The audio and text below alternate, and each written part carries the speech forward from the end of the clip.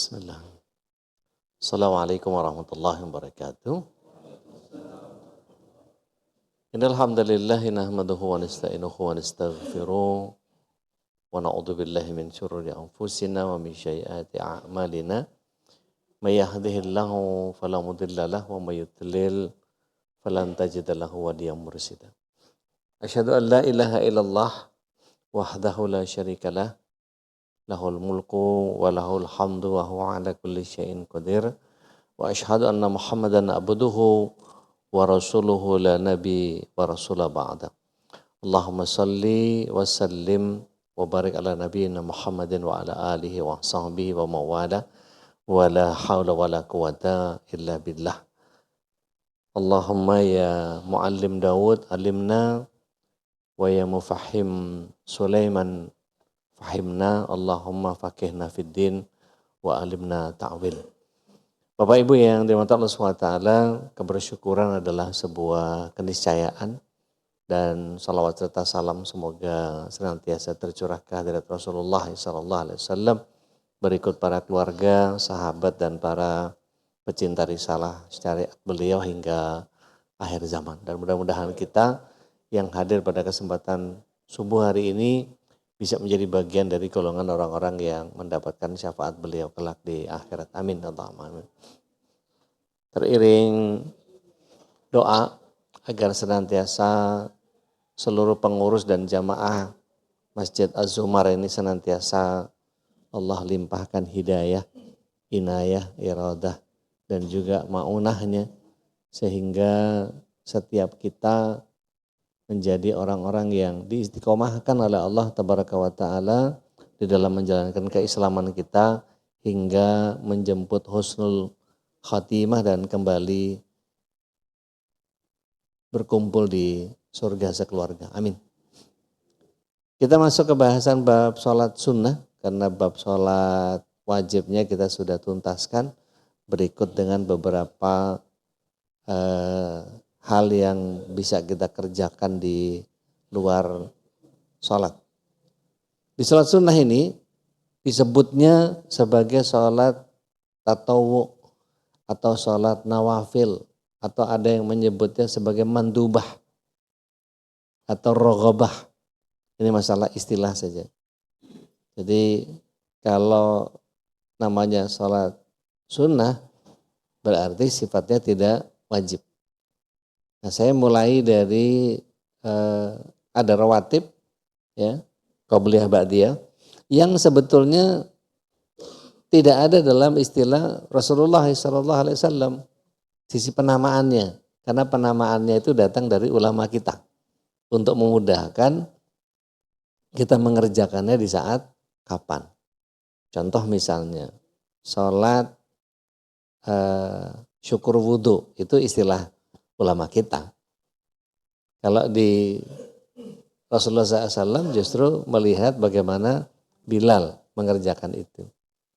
Salat hajat itu penamaannya dari ulama kita, tidak datang dari Rasulullah SAW. Maka kemudian nanti kita akan temui ada beberapa ulama yang menganggap bahwa itu sebetulnya salat mutlak. Gitu. Jadi jangan kemudian menganggap bahwa kalau penamaan-penamaan ini datang dari Rasulullah SAW. Tidak, ini datang dari para ulama.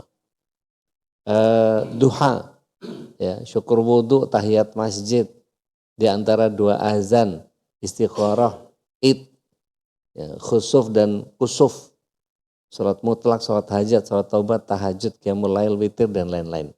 Ya, nanti kita bahas lebih detail per bagian-bagian. Ada sampai kepada istisqa segala macam. Kalau di Indonesia ini kayaknya jarang orang sholat istisqa, jarang kemarau panjang. Sekarang malah isinya mendung-mendung aja nih berapa hari ini. Dari Abu Hurairah radhiyallahu anhu bahwa Rasulullah SAW menyatakan bahwa sungguh amalan yang pertama kali dihisab pada seorang hamba yakni sholatnya. Faidah sholahat sholaat sairu amali, faidah fasadat fasadat sairu amali. Jadi kalau bagus sholatnya, semuanya bagus. Tapi kalau buruk sholatnya, maka hancur sholatnya. Dan semua amalnya jadi rusak. Mohon izin nih, kalau ada yang sudah sepuh, kira-kira nih sesepuh itu, kalau misalnya saya nggak tahu siapa yang paling sepuh di sini. Ada yang berapa Pak usia Pak? Usia berapa Pak? 90? Masya Allah. Masya Allah. Kira-kira kalau saya boleh tanya dari 90 tahun itu yang tidak ada cacatnya ibadahnya berapa tahun Pak?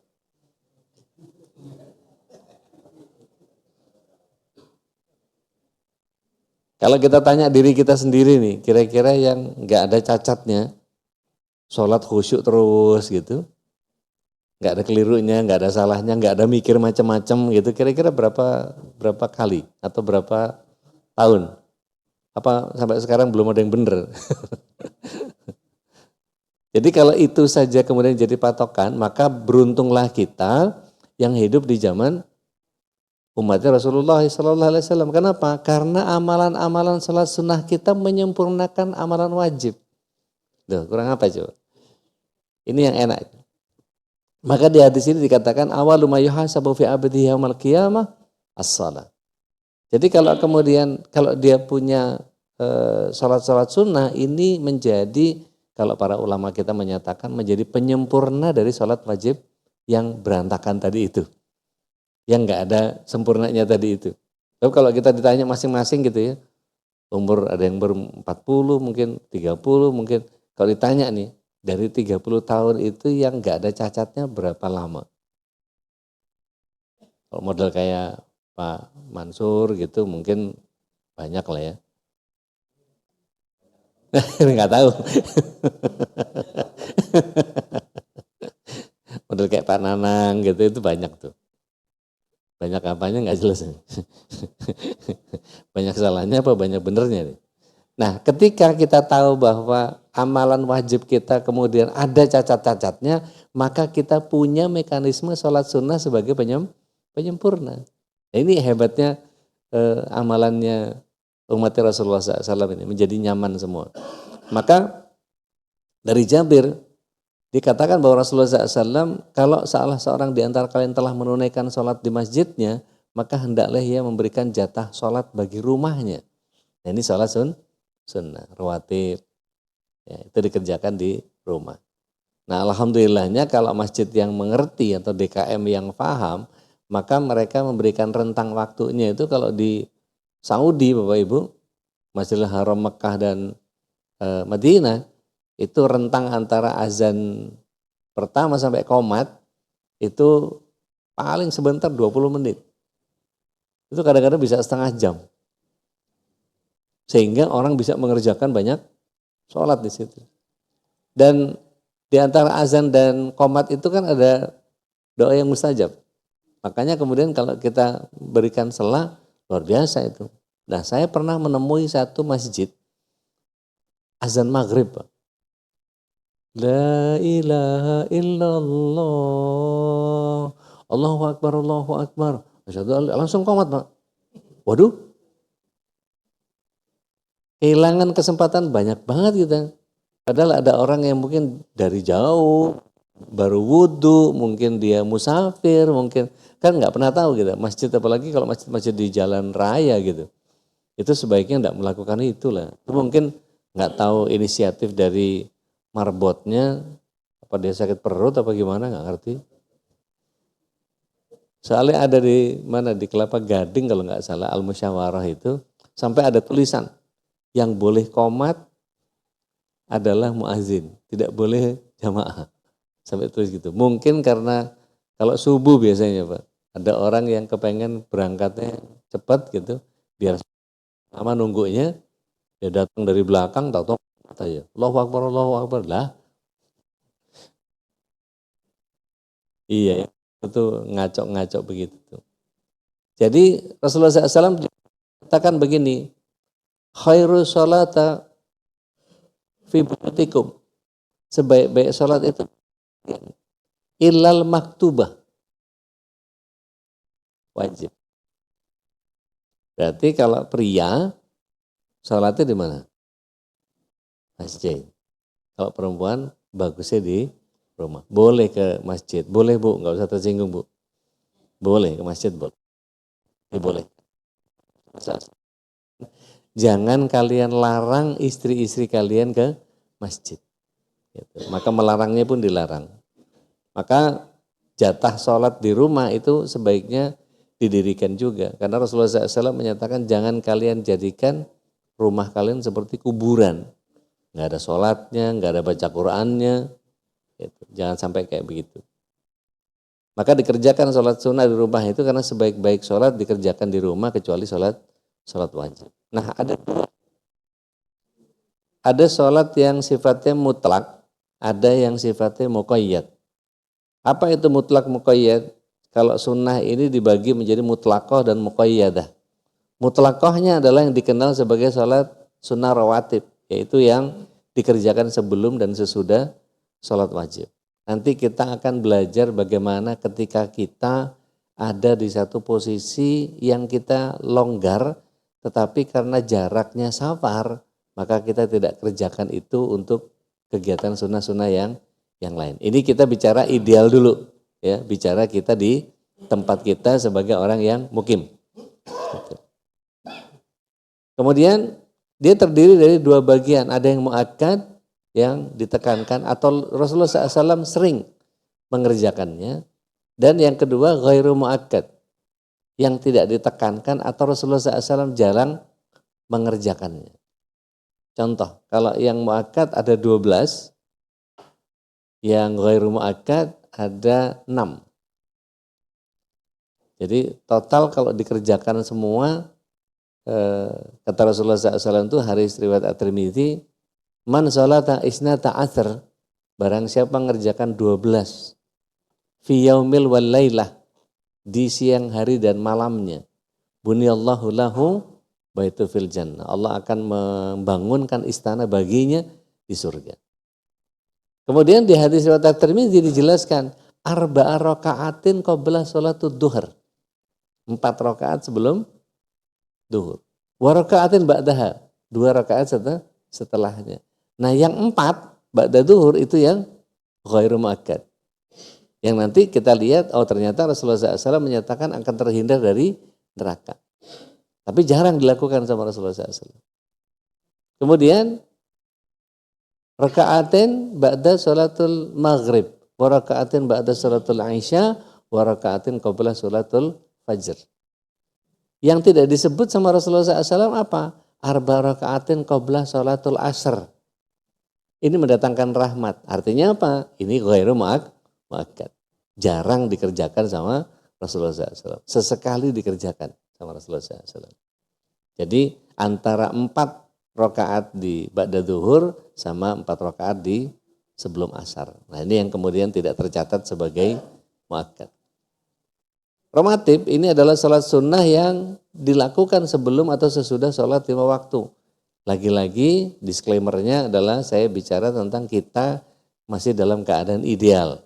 Jadi kita ada di mukim di wilayah kita. Dan sholat yang dilakukan sebelum disebut sholat qobliyah, sedangkan dilakukan sesudahnya disebut sholat ba'diyah. Lagi-lagi ini adalah istilah yang datang dari para ulama, bukan datang dari Rasul Sallallahu Alaihi Wasallam. Nah sholat sunnah rawatib ini terbagi menjadi 2, ada sunnah muakkad, ada sunnah ghairu muakkad. Yang muakkadnya sangat besar kemuliaannya, sampai tadi Rasulullah SAW katakan ada bangunan surga. Ya. Kalau yang ghairu muakkad agak kurang sedikit kemuliaan dibanding dengan sholat yang muakkad. Dari Ummu Habibah radhiyallahu anha, aku telah mendengar Rasulullah SAW bersabda, barang siapa sholat dalam sehari semalam 12 rakaat akan dibangunkan untuknya istana di surga, yakni 4 rakaat sebelum duhur, 2 rakaat sesudahnya, 2 rakaat sesudah maghrib, 2 rakaat sesudah isya, dan 2 rakaat sebelum subuh. Ya. Yang tadi saya sampaikan. Kemudian sholat fajar. Dari Aisyah radhiallahu anha bahwa Rasulullah SAW bersabda 2 rakaat fajar sholat sunnah yang dikerjakan sebelum sholat subuh itu lebih baik daripada dunia dan seisinya semuanya. Kita bisa bayangkan Pak, kalau sholat fajarnya saja seperti ini, lah bagaimana balasan sholat fajarnya sendiri. Artinya sholat subuh berjamaahnya itu, kalau dalam tataran fikih di dalam kitab Durrah disebut bahwa malaikat rahmat itu akan menghampiri seluruh orang yang sholat berjamaah dimanapun dia. dan mencari yang sholatnya diterima sama Allah SWT satu orang saja, maka seluruh orang yang berjamaah bersamanya Allah terima. Jadi itu fadilahnya orang sholat berjamaah. Gitu. Kita udah sendiri, nggak khusyuk, bacaan belepetan, tajwid pating gitu kan. Kadang-kadang kalau sendiri itu waktu COVID kemarin, wah itu banyak imam rumahan. Iya, imam rumahan. Banyak yang berantem bacaan itu aja terus. Ada yang ngalamin nggak itu? Iya, mendingan sholat ke masjid lah. Di rumah ledekin mulu sama anak bacaan itu, kuliah kulhu, nggak kelar-kelar. Kuliah ya kafirin muter-muter lagi.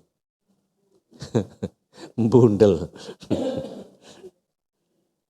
Maka kalau kita perhatikan dari situ kita bisa lihat betapa luar biasa ternyata apa yang Rasulullah SAW hadirkan dalam kehidupan kita itu.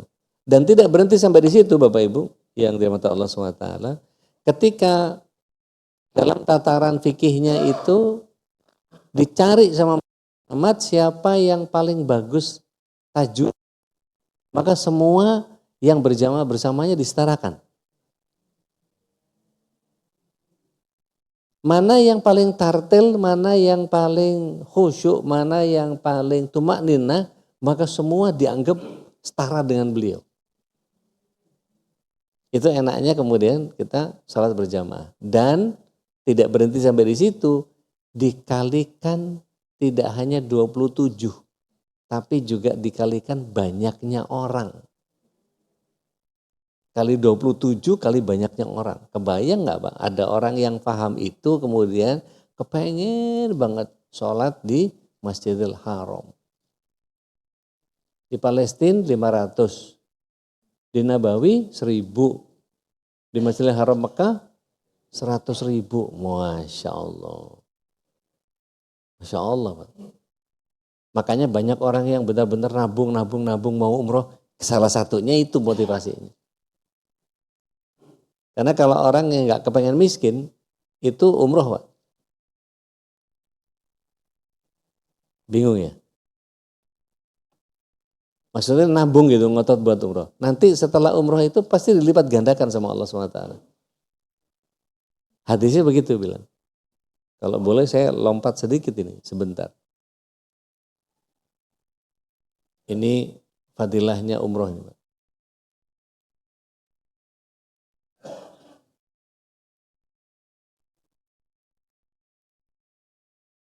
Terhapus dosa, kata Rasulullah SAW, al-umrah ilal umrah kafaratun lima bainahuma. Al-hajju mabrur laisa lahul jaza ilal jannah. Doa-doanya terkabul karena apa? Salah satunya musafir. Menghindari kefakiran. Orang yang niat umroh nabung, ya, ini bukan masalah harta sebetulnya. Masalah memantaskan diri untuk dipanggil sama Allah SWT. Karena ada begitu banyak orang yang sering umroh, ya, termasuk saya, itu nggak ngongkos sama sekali Pak. Malah sering diongkosin. Dikasih uang saku lagi. Yang pembimbing. Menghapus kemiskinan. Ini janjinya Allah SWT. Kemudian setara jihad kalau buat wanita. Menggandakan pahala, meninggikan derajat, dan kemudian pahalanya sesuai dengan amaliyahnya. Ini luar biasa. Kalau dipretelin satu-satu hadisnya panjang nih Pak. Baik, kita balik lagi ke soal sholat yang tadi. Tapi kemudian gini, jangan dihitung berdasarkan matematis kapitalis. Ada banyak orang-orang di tempat saya sana di Madura, itu pokoknya kalau mau di Maduranya nggak sholat, pokoknya pada waktu di Mekah sholat, sehingga punya deposit. Banyak Pak, orang-orang Madura itu nggak sholat Pak. Sarungan, pecian iya, tapi sholat enggak. Banyak yang begitu. Orang-orang kampung biasanya. Pokoknya yang penting apa? Sekali setahun haji. Kalau sekarang sekali setahun umroh. Apa yang jadi hitungannya? Tuh coba bayangkan kalau saya 4 hari di Masjidil Haram. 5 kali sholat di masjid berarti 20 kali. Kali 100.000 berapa sudah? Kalau hitung-hitungannya kayak begitu, waduh. Itu mati Allah bisa ngutang sama dia itu. Enggak ya Pak, bukan begitu modelnya. Artinya ketika kita paham bahwa sebetulnya itu adalah bagian pahala kalau sholatnya diterima, kan gitu. Maka saya tadi tanya, kira-kira dari sekian banyak yang kita sholat yang enggak pakai ibadahnya, enggak ada cacatnya itu berapa? Nah kan gitu jadinya. Kan repotnya kita udah sholat sendiri, bacaan belepetan, nggak khusyuk dan seterusnya gitu. Dari Abdullah bin Mughaffal, ini ada 2 hadis dari beliau ini. Yang satu bicara tentang Rasulullah SAW membiarkan orang yang sholat setelah azan maghrib. Jadi ada yang azan maghrib, kemudian ada yang sholat. Dan Rasulullah SAW membiarkannya. Seandainya dilarang, pasti dicegah sama Rasulullah SAW. Seandainya itu mustahab, dicintai, pasti Rasulullah SAW mengerjakannya. Nah ini Rasulullah SAW mengerjain enggak, tapi ngelarang juga enggak. Baru pada kesempatan yang lain, hadisnya sama dari Abdullah bin Mughaffal. Yaitu apa? Di antara 2 azan itu ada sholat. Baina adanain sholatun. Kemudian sampai yang ketiga kali Rasulullah SAW menyatakan manil aba bagi yang mau. Makanya kemudian ada perbedaan antara orang yang berdoa setelah azan sampai ke qomat sama orang yang sholat sunnah. Imam Nawawi rahimahullah ta'ala membolehkan kita numpuk niat. Misalnya nih di rumah begitu dengar azan dari Az-Zumar, di rumah udah sholat 2 rakaat. Karena di sini iqamatnya waktunya kurang lebih 14 ya kalau nggak salah ya. 14 menit. Hah? Oh 20. Subuhnya 20 menit. Oke, berarti perjalanan ke masjidnya berapa menit tuh? Kira-kira nih meleknya agak kaget pas azan pas baru melek. Berarti belum sikat gigi, belum wudhu, belum apa segala macam. Itu. Maka begitu sampai masjid kurang 3 menit. Maka Imam Nawawi rahimahullah menyatakan boleh menumpuk niat sholat sunnah. Kepengennya begitu nyampe Az-Zumar tahiyat masjid, syukur wudhu, hajat, qobliyah, baina adanain, ada 5 tuh. Boleh nggak kita sholat cuma 2 rakaat? Imam Nawawi membolehkan selama semuanya sunnah. Tapi yang nggak boleh nyampur antara sunnah dengan apa? Wajib. Janganlah. Nggak boleh, nggak ada contoh sama sekali. Nah ini yang kemudian sholat baina adanain. Dari Ibnu Umar radhiyallahu anhu, beliau menyatakan bahwa aku sholat bersama Rasulullah SAW 2 rakaat sebelum duhur dan 2 rakaat sesudahnya. Nanti kita akan temukan hadis yang berbeda. Katanya 4 Ustaz. Lihat tadi Tirmizi bilang 4 sebelum duhur. Jangan lupa Rasulullah SAW kadang-kadang sholat di rumah 2 ditemui sama istrinya. 2 di masjid ditemui sama orang lain. Berarti total berapa? Gitu. Jadi jangan cuma melihat sepotong. Jadi di rumah 2, di masjid 2 berarti total berapa? 4. Itu yang disebut sama Rasulullah SAW, arba rakaatin qabla sholatul duhar. Dan 2 rakaat sesudahnya, 2 rakaat sesudah Jumat. Sesudah Jumat. Ini banyak orang yang kemudian begitu ba'da Jumat main tinggal aja. Sayang. 2 rakaat sesudah Jumat. 2 rakaat sesudah maghrib dan 2 rakaat sesudah isya. Kalau maghrib isyanya tadi disebut dalam At-Tirmizi. Sekarang disebut lagi dalam muttafaq alaih.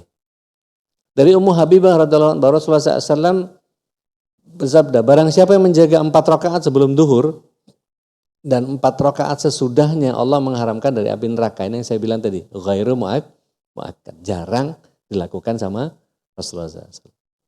Ini yang disebut ghairu muakkad. Sebelumnya 4, sesudahnya 4. Kalau tadi sebelumnya 4, sesudahnya 2. Gitu. Baik. Kemudian 4 rakaat sebelum asar yang saya bilang mendatangkan rahmat. Yaitu apa? 4 rakaat sebelum asar. Hadisnya hasan.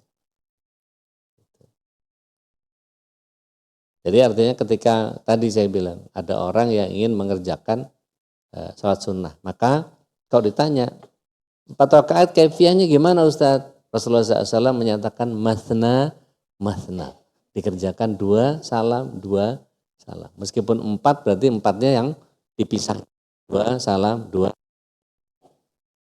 Tapi kan boleh Ustadz 4 rakaat pakai 1 tahiyat, boleh, tetapi hadisnya kurang kuat. Datang dari Ibunda Aisyah. Sama kayak tarawih.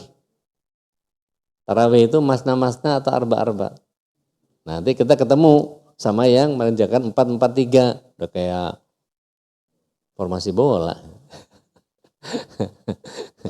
Enggak apa-apa sih, tapi hadisnya kurang kuat. Yang lebih kuat adalah 2-2-3. Lebih bagus mana kita kerjakan witir sendiri di rumah atau bareng sama imam di masjid? Bareng sama imam di masjid. Saya biasanya witir di tahajud Ustaz, boleh, tapi enggak boleh ikutan witir di masjid. Kalau pas lagi Ramadan. Karena tidak ada 2 witir dalam 1 malam. Nah, sebelum masuk ke sholat duha, ada pertanyaan enggak? Silahkan, berkait sama rawatib tadi. Enggak, kalau ada. Silahkan. Ya, silahkan Mbak.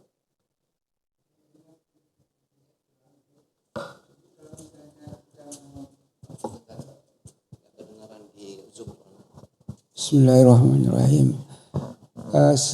Salat sunnah karena kadang-kadang terburu-buru Ustaz ya, subuh misalnya. Itu tapi belum azan, mungkin 1 menit 2 menit lagi sebelumnya boleh apa enggak salat sunnah 2 rakaat itu. Nah, kemudian nanti sesudah di masjid salat sunnah lagi gitu ya. Itu boleh enggak gitu ya? Baik. Bismillah, wassalatu wassalamu ala Rasulillah. Kalau belum azan berarti hitungannya sholat sunnah saja. Belum termasuk sholat fajar. Karena sholat fajar itu setelah azan subuh. Begitu. Jadi kalau mau dikerjakan sebelum azan kurang dikit lagi nggak apa-apa, silahkan aja. Tapi tidak akan dihitung sebagai sholat fajar.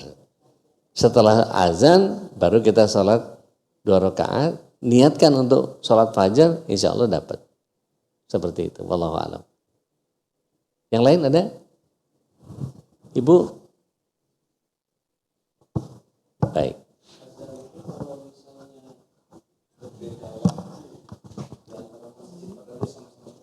Ya. Baik. Kalibrasinya sebisa mungkin kita yang mengetahui. Artinya gini, kalau kita memastikan, kan begini, mohon izin. Kapan waktu sholat yang benar itu? Rasulullah SAW ketika baru pulang dari Mi'raj, hari pertama. Pulang dari Mi'raj, hari pertama. Semua waktunya dituntun sama Jibril. Ini waktu awal sholat maghrib. Ini waktu awal sholat isya. Ini waktu, terus gitu. Patokannya apa? Matahari. Nah kalau matahari, makanya kita di orang Islam ini menggunakan 2 kalender. Kalender mataharinya untuk sholat, kalender bulannya untuk keseharian. Makanya kita pakai 2 hitungannya. Pakai syamsiyah untuk sholat, menentukan waktu sholat, pakai komariahnya untuk tarikh. Gitu. Nah, pada saat, mohon izin sebentar saya kasih skemanya biar nyaman.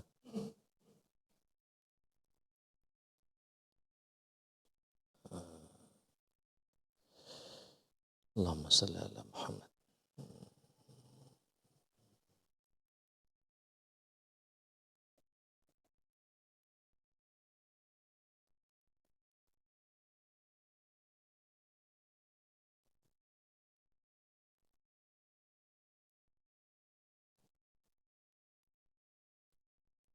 dia.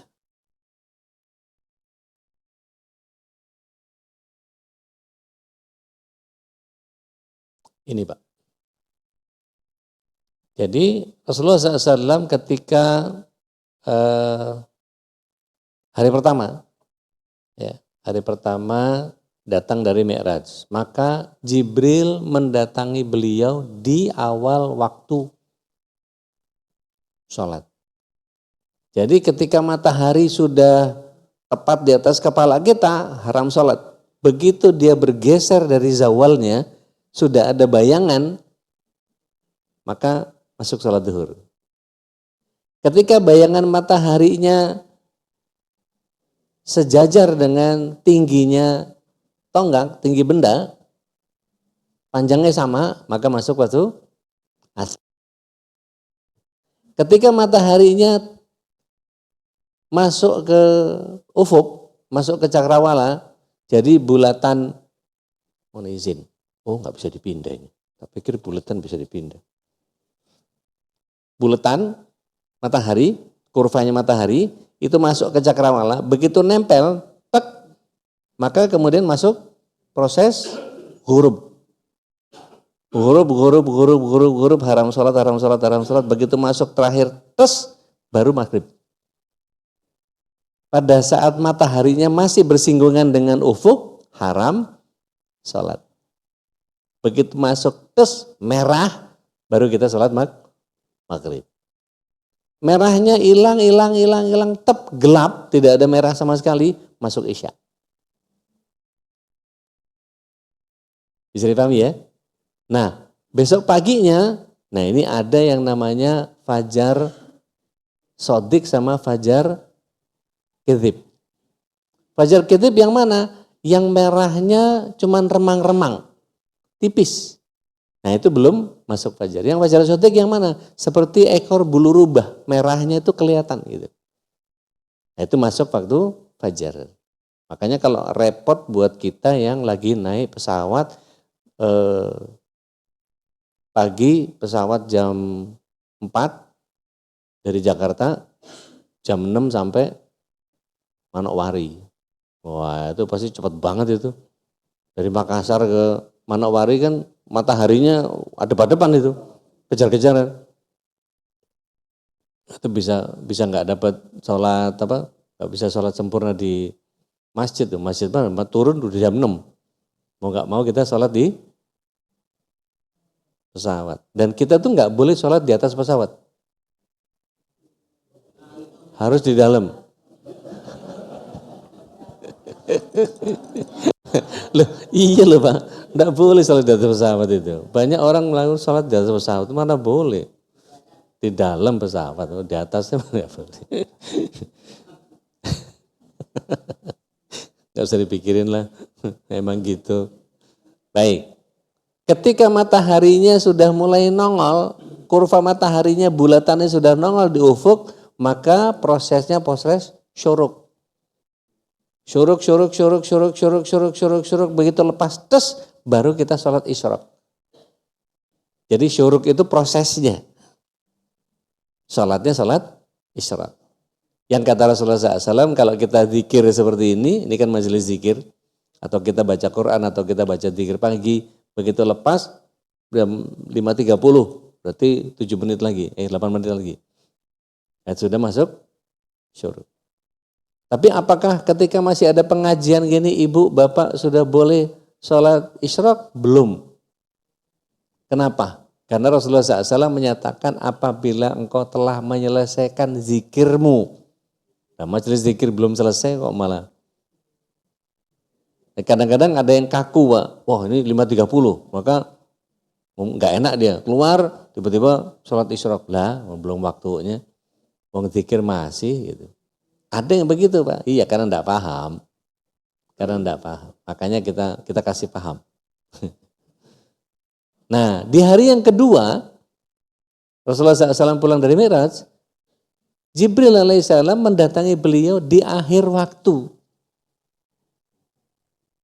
Maghrib udah mau nongol baru ngajakin sholat asar. Merah udah mau hilang baru sholat maghrib. Tengah malam sebelum masuk tengah malam jam 12 baru ngajakin sholat isya.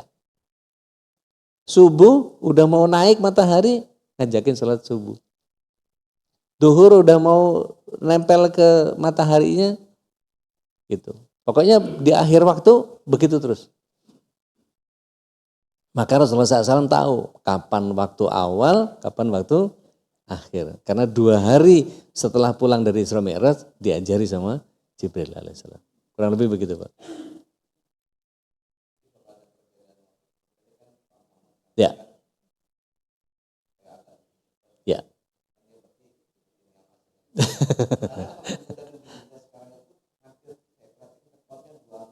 Ya. Ya. Ya. Ya, sebaiknya kita kalibrasi.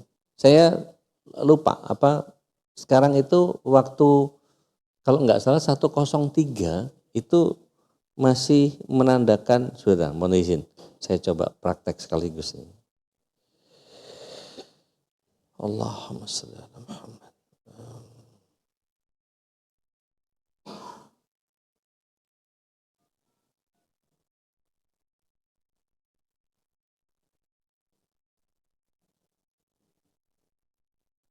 Apa 021 dulu ya? 021 103.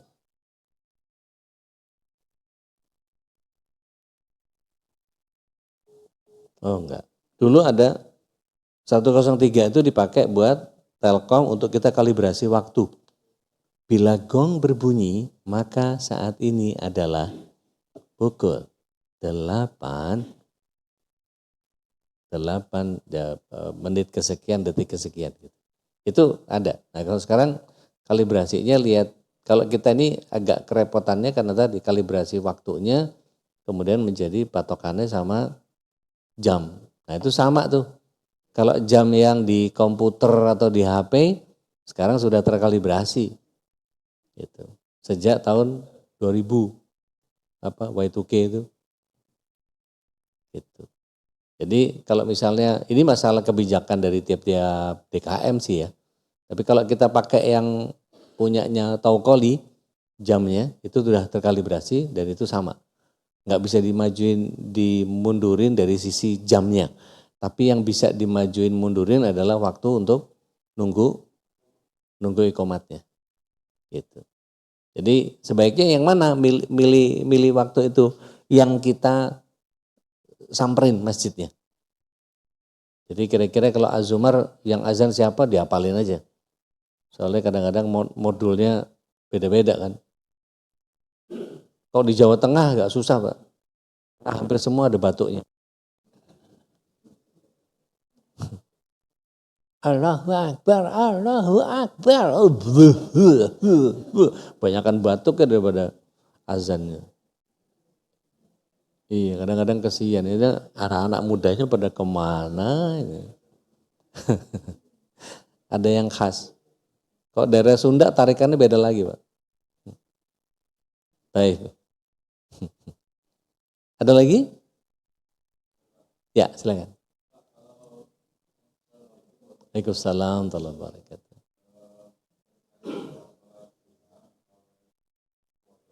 Ya. Ya.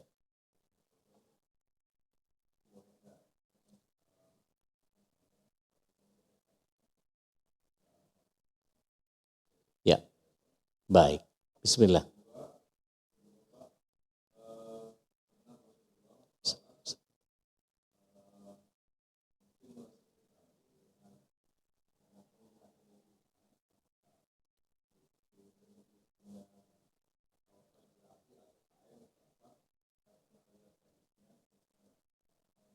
Ya.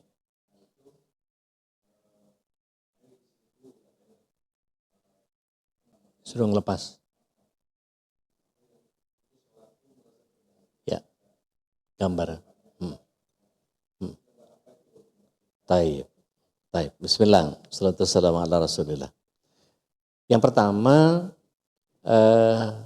apakah kita boleh mengqadha sholat yang tertinggal? Rasul Shallallahu Alaihi Wasallam pernah melakukan qobliyah asar di ba'diyahnya.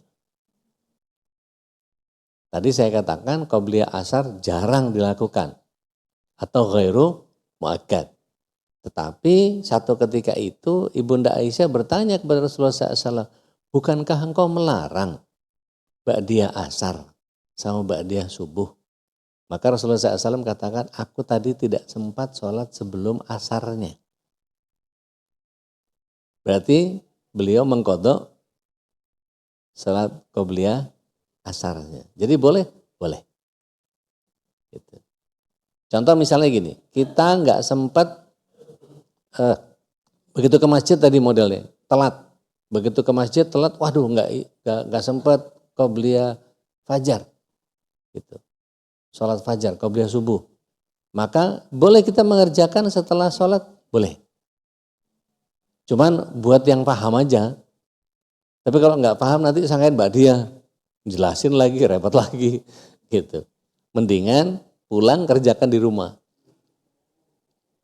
Jadi begitu selesai, assalamualaikum, nggak usah panjang zikirnya, langsung pulang di rumah menggantikan qobliyah fajar. Gitu.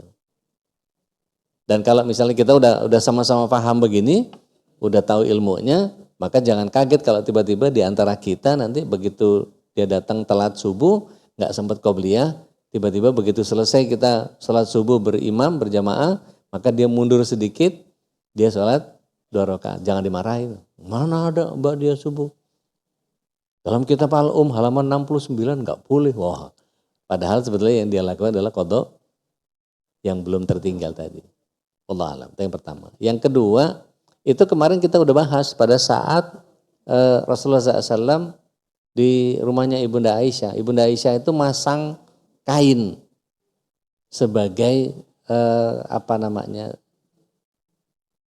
hijab untuk pintu kamar. Nah Rasulullah SAW terganggu dengan gambar itu. Jadi fokusnya beliau tidak ke tempat sujud, tapi keganggu sama gambar itu. Maka beliau minta diturunkan. Gitu. Nah beberapa ulama menyatakan ini hal yang sifatnya kelaziman. Contoh, kita pakai sukhrah. Siapa yang suka bahasa ini? Pada sukhrah. Sukhrah itu apa sih? Pesujudan. Pesujudan kalau versi kita. Maka gambar itu kalau gambar terlalu aneh-aneh, nggak lazim, itu ganggu. Tapi kalau yang lazim, gambar kaligrafi atau gambar ornamen arsitektural Islami yang segi 8 apa segala macam kayak di punggung bapak belakang itu model kayak begitu, lazim kan? Atau kalau kita ke Masjidil Haram, floral design, gambar karpetnya itu floral design, itu lazim? Ya nggak apa-apa, nggak ada masalah. Tapi yang bikin kita agak kagok kira-kira sebelah kiri kita sambung sama anak-anak kita yang lagi bawa sajadah sendiri Iron Man.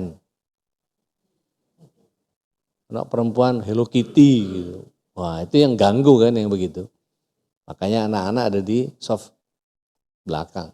Jangan campur gabung sama kita. Jadi jenis gambarnya adalah yang lazim atau tidak lazim. Wallahu a'lam bishawab. Ya.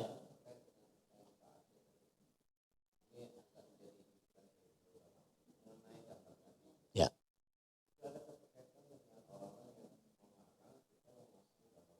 Ya. Betul. Ya, betul. Ada beberapa ulama yang menyatakan seperti itu. Makanya kalau kita sholat sebaiknya pakai yang polos, terutama punggung.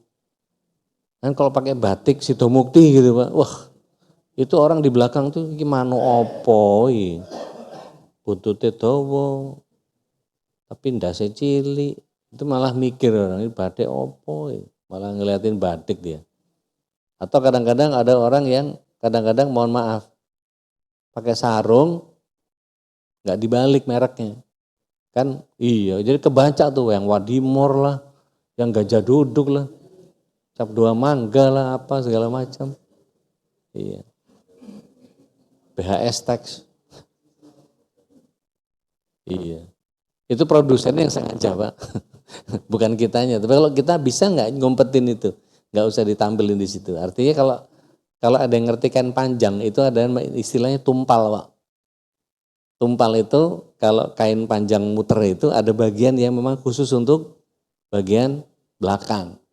Nah bagian belakang itu secara budaya kalau kita balikin ke depan nggak ada masalah kan? Nggak ada masalah. Emang ada kewajiban sarung harus ditampilkan mereknya gitu kan nggak ada. Jadi sebisa mungkin cari gambar yang kira-kira ya yang nggak ganggu orang lah. Kalau kita tulisin belakangnya, wah kadang-kadang orang-orang 80-an Pak, gambarnya Black Sabbath ya Pak. Orang-orang dulu nih Black Sabbath, waduh gambar salib hitam gitu. Kadang-kadang saking viralnya keren itu logonya whisky, Tennessee, logo whisky. Atau kalau enggak tulisannya Jogger tuh Pak. Tulisannya Jogger itu kan aneh-aneh tuh Pak. Enggak usah ikutan baca, kalau baca ini itu segala macam apa ujung-ujungnya jelek-ketek itu. Paling bawah itu. Males banget baca itu. Nah, sebaiknya enggak usah dipakai pada saat kita sholat. Jadi sebaiknya dihindari lah yang begitu. Makanya kalau di Azumari senang karena yang dilihat polos. Enggak ada gambar macam-macam. Dulu waktu saya kesini itu ini masih ada bulat-bulat itu, kubah yang bulat-bulat itu, yang pendek, yang hijau, bulat-bulat kayak mata dajjal itu. Iya, ada nyambung-nyambung gitu. Nggak tahu tahun berapa tuh, masih beliau yang ngundang. Zaman beliau masih di Danamon Syariah. Baik, sudah 535 sudah masuk syuruk. Kita terusin bab duha atau udah nih? Udah aja ya? Terusin dikit? Baik, bab duha ya. Salat duha itu kata Rasulullah SAW, siapa yang mengerjakan 12, Allah akan membuatkan istana di surga. Siapa yang melaksanakan salat duha dengan dawam, artinya tiap kali, ya, akan diampuni dosanya oleh Allah sekalipun dosanya sebanyak buih di lautan. Artinya meskipun cuma 2 rakaat tiap hari dia dawam, maka Allah akan hapuskan dosa-dosanya meskipun sebanyak buih di lautan. Dari Ummu Hani radhiyallahu anha bahwa Rasulullah SAW sholat duhanya 8 rakaat dan bersalam tiap 2 rakaat. Ini yang saya bilang tadi, masna. Meskipun 8 tapi tetap 2. Dan kadang Rasulullah SAW melakukan sholat duhanya 12 rakaat apabila beliau tertinggal sholat malamnya.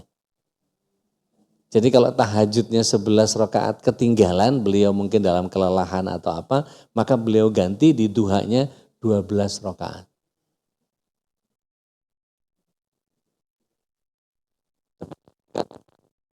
Oh, berarti sholat duha bisa nggantiin sholat tahajud ya? Enggak. Ini pas Rasulullah SAW punya hajat aja. Batas duha itu kecukupan. Bin Am Rasulullah SAW keluar dari rumahnya ke penduduk Kuba dan mereka sholat duha. Maka Rasulullah SAW menyatakan sholatul awabin. Sholat duha itu sholat awabin. Sholatnya yang bertobat. Maka sebagian ulama menyatakan sholat tobat yang hadir itu bisa digantikan dengan sholat duha yang didawamkan. Karena Rasulullah SAW menyatakan sholatul duha, sholatul awabin. Sholat duha itu sholatnya orang-orang yang bertobat. Berakhirnya pada saat kapan? Pada saat anak unta meninggalkan pendaringannya. Anak unta ngangkat perut dari pendaringan itu pada saat kapan? Pada saat matahari sudah panas. Jam berapa? Sebagian ulama menyatakan antara sekitar jam 9, jam 10. Itu duhanya duha. Itu namanya ainud duha. Matanya duha itu di situ. Jadi kalau ditarik dari subuh ke duhur, itu tarik tengah, itu ketemunya di jam 9, jam setengah 10. Duha, seduha-duhanya duha itu ya jam 9 itu. Sedangkan isyraq, kalau Imam Albani menyatakan dia adalah duha awal. Jadi kalau begitu selesai kita sholat isyraq nih habis ini, 2 rakaat, habis itu nambahin duha, 2 rakaat lagi, maka dibolehkan. Sudah boleh. Karena lewat waktu syuruk sudah masuk waktu duha otomatis. Rasulullah SAW bersabda dalam hadis qudsi, Allah berfirman, wahai anak Adam, jangan sekali-sekali engkau malas mengerjakan 4 rakaat sholat duha, karena dengan sholat tersebut aku cukupkan kebutuhanmu pada sore hari. Ini yang kemudian membuat orang memahami, oh sholat duha itu setidaknya 4. Gitu. Karena ingin merasa dicukupkan. Tapi nanti akan ketemu lagi hadis yang lain. Barang siapa yang melakukan 2 rakaat salat duha, maka dia sudah bersedekah atas dirinya. Jadi kalau seluruh tubuh kita ini ada sedekah di ruas-ruas sendi kita, setidaknya 2 rakaat itu sudah bersedekah atas tubuh kita sendiri. Di hadis riwayat Abu Daud, barang siapa yang masih berdiam diri di masjid atau tempat sholatnya setelah sholat subuh, karena melakukan itikaf, berzikir, kita bermajelis zikir seperti ini, melakukan 2 rakaat sholat duha, nah ini yang dimaksud sholat isyraq. Ya. Tidak berkata sedikit pun sesuatu kecuali kebaikan, maka dosanya akan diampuni meskipun banyaknya melebihi buih di lautan. Nah khusus untuk siap-siap berantem ya Pak, kalau nanti ada orang yang kemudian enggak kan. Karena apa? Dalilnya dari 2 jalur, yang satu doif sangat-sangat lemah. Ada 1 jalur yang kemudian diambil sahih. Nah kita ngambil yang versi sahihnya aja. Jadi kalau ada orang kurang piknik, taunya cuman yang doif jidan-jidan, maka dia nggak akan sholat isyraq. Karena dia ngambil dari 1 jalur. Padahal jalur yang lainnya. Jadi Abi Dzar dari Rasulullah SAW, beliau untuk bersedekah untuk tiap ruas. Tiap tasbih adalah sedekah, tiap tahlil adalah sedekah, tiap takbir adalah sedekah, dan kullu ma'rufin sedekah. Tanhauna 'anil munkar juga sedekah. Maka cukuplah menggantikan semua itu dengan 2 rakaat salat duha. Maka sebagian menyatakan minimal 2. Kalau tadi minimal 4 karena hadis qudsi, sekarang 2. Tidaknya 2 mau 4 monggo. Bagian sahabat banyak yang mendawamkan 6 sampai 8. Ustaz, jangan. Ya itu begitu kita sampai kantor, wajibnya kita adalah mengerjakan kewajiban kita bekerja. Jadi kalau mau di kantor, mau ngopi dulu, baca Quran, sholat duha dulu baru kerja, dolim itu. Ibadah pribadi. Sama kayak nyolok chargeran HP di masjid.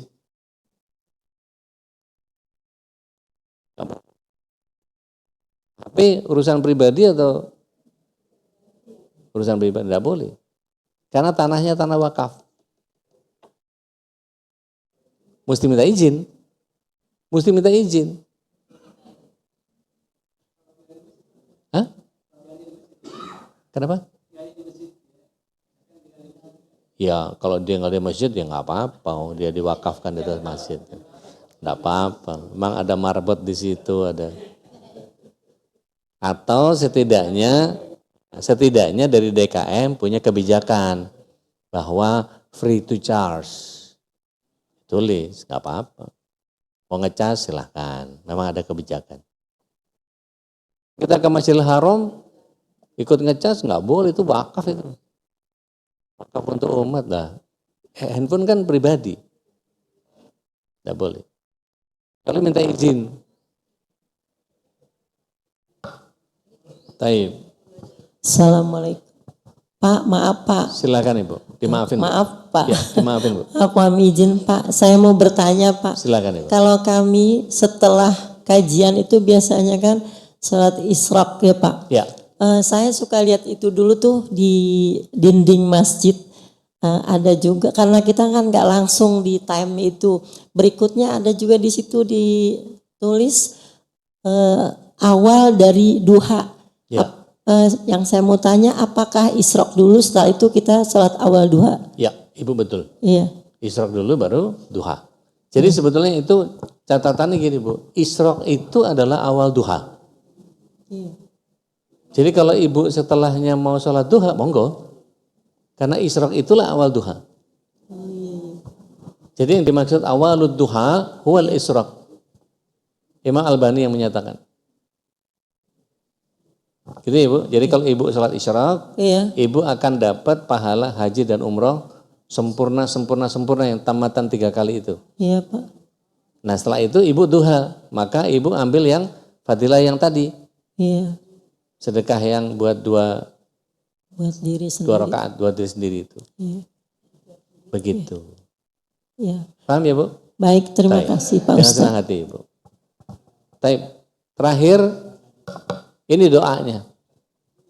Kita sering nih, Allahumma inna duha'a, duha'uka wa baha'a, baha'uka wa jamala, jamaluka wa quwata, quwatuka. Wa in kana rizki minas sama, fa'anzilhu. Wa in kana rizki minal ard, fa'akhrijhu. Kalau masih kotor, bersihin. Kalau masih jauh, deketin. Cuma 2 rakaat mintanya banyak banget. Enggak apa-apa. Enggak apa-apa. Tapi mohon maaf, ini doa bukan hadis.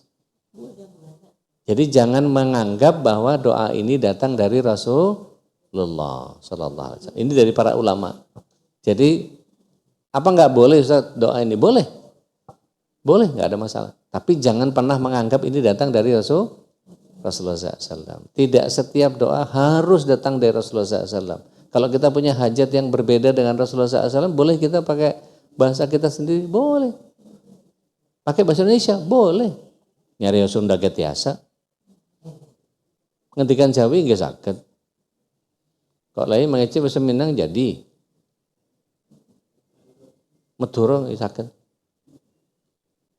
Mau pakai bahasa apa ya? Yang nggak boleh itu pakai bahasa Betawi. Songong. Ya Allah, gue minta sama lo, kasih ngapa sama gue? Kan nggak boleh kita begitu.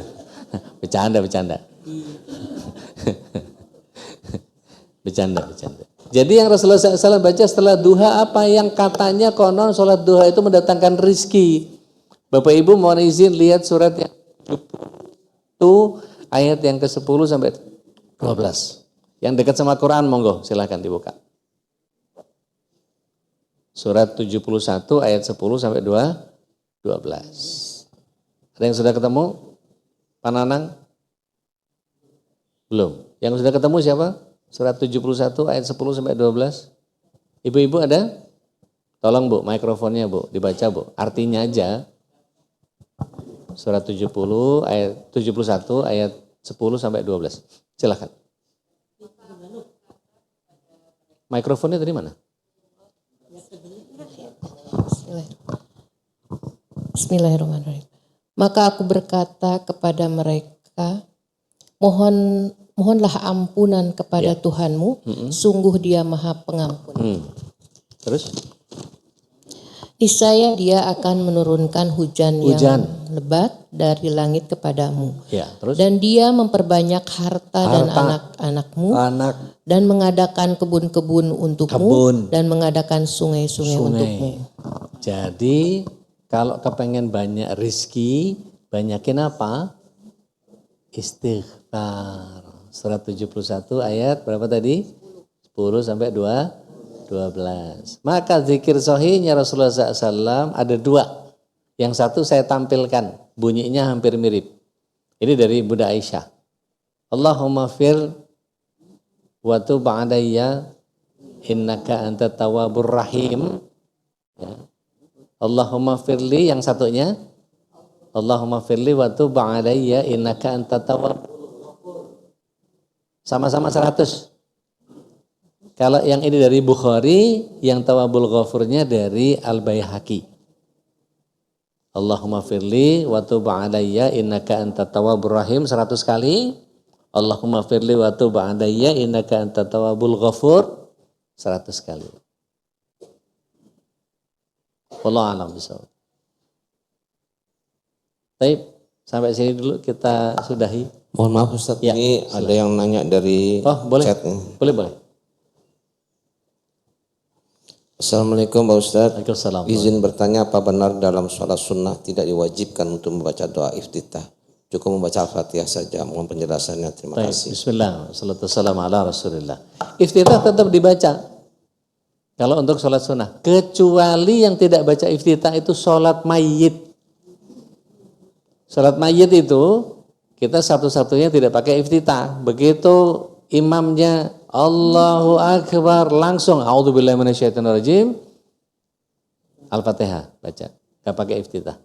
Semua sholat sunnah pakai iftitah. Nah masalahnya iftitahnya ada banyak, ada 14 macam. Kita di awal pelajaran kita udah membahas tentang 14 macam iftitah. Yang mana saja kita biasanya nyampur dari kecil kita kabira walhamdulillahi katsira wa subhanallahi bukrata wa asila, cukup sampai situ. Langsung Al-Fatihah. Atau inni wajjahtu wajhiya lilladzi fatara samawati wal ardh, terus hanifan musliman. Langsung Al-Fatihah. Bisa juga inna sholati wa nusuki wa mahyaya wa mamati lillahi rabbil alamin, langsung Al-Fatihah. Itu ada 14 macam. Jadi kadang-kadang kita nyampur semua itu, ada 3 atau 4 atau 5 gitu dicampur jadi satu, nggak apa-apa juga. Tapi maksudnya kalau misalnya sholat sunnah ini yang ini ganti ini, yang ini ganti itu apa segala macam dan seterusnya. Yang Allahumma ba'id baini wa baina khotaya, boleh silakan aja ganti. Diganti-ganti. Gitu ya? Ya.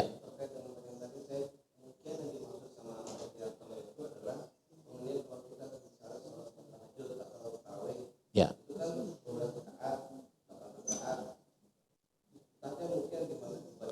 Awal. Ya, betul. Ya. Ya. Ya. Iftitah di awal aja. Untuk sholat yang panjang, yang tarawih, tahajud, itu iftitahnya di awal aja. 2 rakaat pertama. Ya, wallahu a'lam. Ya. Baik.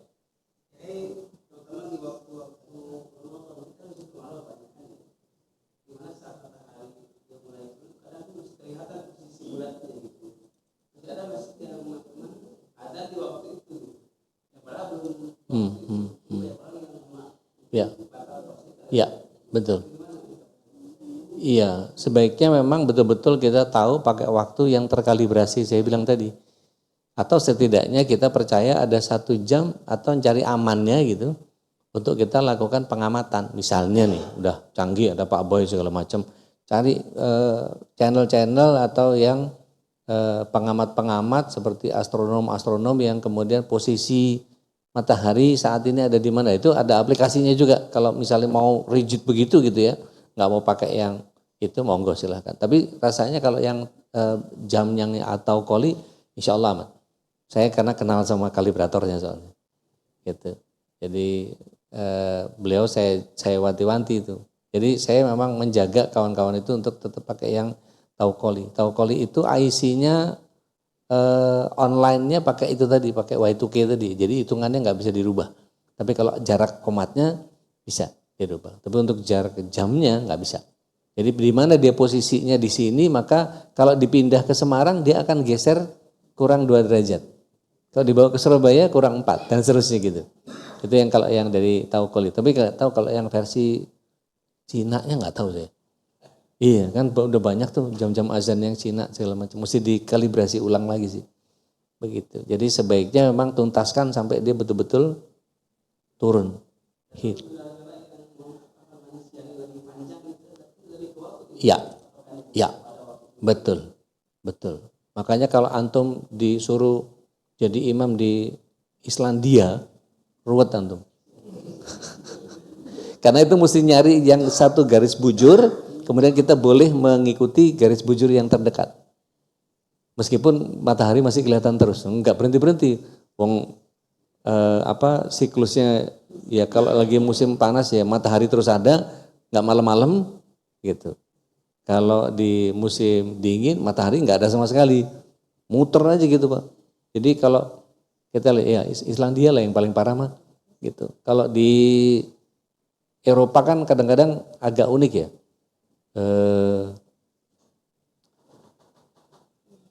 Sholat subuh sama sholat isya itu beda 4 jam.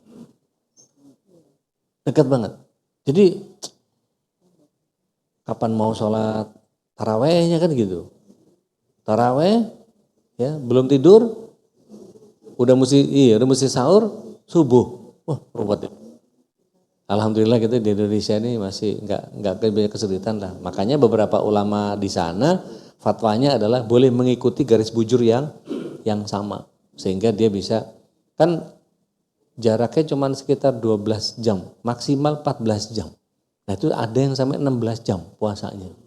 Karena siangnya lebih panjang. Wallahu a'lam. Apalagi kalau winter, aduh susah. Bukan? Ya. Ya. Waktu jam di posisi garis bujur yang sama. Nah itu kesepakatan ulama sih. Pakai fikih waki kalau udah begitu. Karena kalau lebih dari 14 jam udah nggak bagus buat badan kita. Iya. 14 jam puasa itu nggak bagus. Wallahu a'lam. Baik, kelas. Iya Pak, beruntung kita Pak.